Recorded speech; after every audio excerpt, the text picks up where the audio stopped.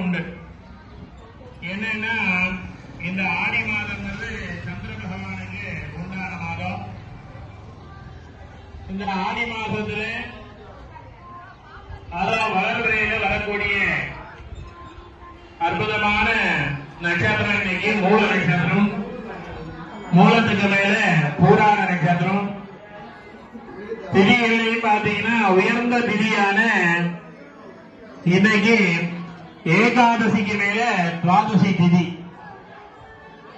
இந்த துவாதசிங்கிறது அவ்வளவு ஒரு அற்புதமான திதி.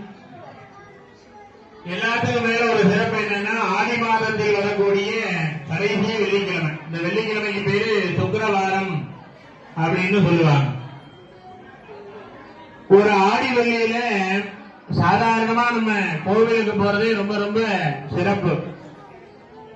அதுலயும் ஆடி மாதத்துல ஆடி வெள்ளியில வரக்கூடிய இந்த வரலட்சுமி நோம்புங்கிறது இந்த பூஜையில கலந்துட்டாவே பெரிய பாக்கியம்.